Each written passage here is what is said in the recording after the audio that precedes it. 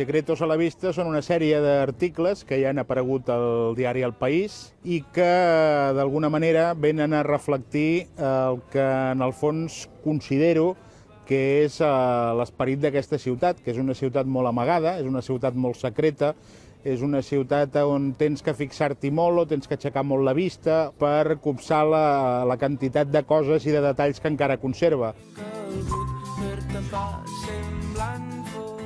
Darrere tenim una publicitat d'una acadèmia de música d'abans de la Guerra Civil.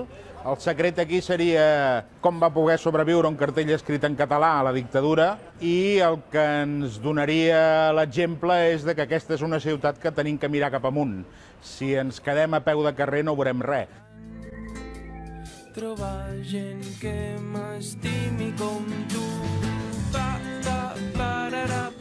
La casa que tenim aquí és una casa modernista de finals del segle XIX que popularment és coneguda per la Casa de les Bèsties, perquè és una casa que està plena d'uns esgrafiats amb figures d'animals. El per què aquesta casa va tenir aquesta decoració segueix sent un misteri perquè hi ha diverses versions segons els veïns que te l'expliquin. Una de les teories diu que on hi ha ara la farmàcia hi havia hagut una tenda d'animals, l'altra teoria és que en una de les restauracions que va patir l'immoble, l'arquitecte que la va fer va decidir afegir-li aquesta decoració.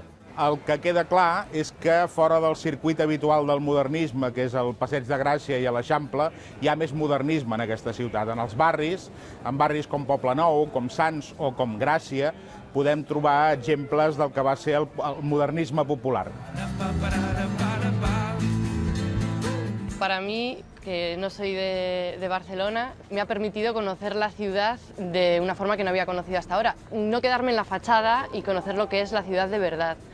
He estado en barrios que no había pisado para nada y he conocido gente i he conocido una Barcelona que no m'esperava que existiera. En el llibre podran trobar crònica de tots els barris, incloent Ciutat Vella. La meva intenció quan escrivia els articles era precisament això, donar una visió el més àmplia i el més variada possible d'una ciutat en què d'un barri a l'altre hi ha moltíssims canvis i moltíssimes variacions. Bé, això és la plaça del Raspall. Durant molts anys ha sigut el cort i el centre de la zona gitana del barri de Gràcia.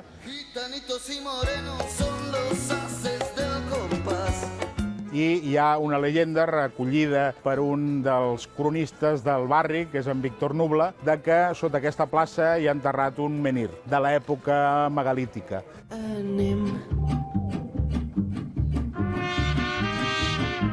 Quan jo era un adolescent, tenia moltes preguntes de què era la meva ciutat. Jo recordo haver anat al Mercat de Sant Antoni a comprar la guia secreta d'en Carandell i va ser un llibre que per mi va ser epifànic. De sobte te'n dones compte que el que estàs veient no és una casualitat, sinó que té una raó i té un origen. Ahora, la verdad, me fijo más en estas pequeñas cositas que están escondidas. Veo una fachada descascarillada y digo, uy, a ver aquí qué ponía. Y sí que aprendes a mirar la ciutat d'altra forma. Pensem que fins que no va arribar el primer Ajuntament Democràtic, Barcelona tenia una quantitat ingent de cartells, publicitats, tot evidentment lluminós. L'Ajuntament va regular-ho, gràcies a Déu, però es van conservar una sèrie d'elements i aquest és un dels exemples que tenim. Corresponia, curiosament, i aquesta és la paradoxa d'aquest mussol, a una empresa de publicitat lluminosa. És un trasto realment molt gran, molt evident, sobretot de nit, perquè està il·luminat, i en canvi es podria considerar que és un secret de la ciutat perquè fora d'aquells que de petits ens vam quedar enganxats amb aquesta imatge, per molts barcelonins passen per aquí i ni s'hi fixen. Sento el cant d'un mussol.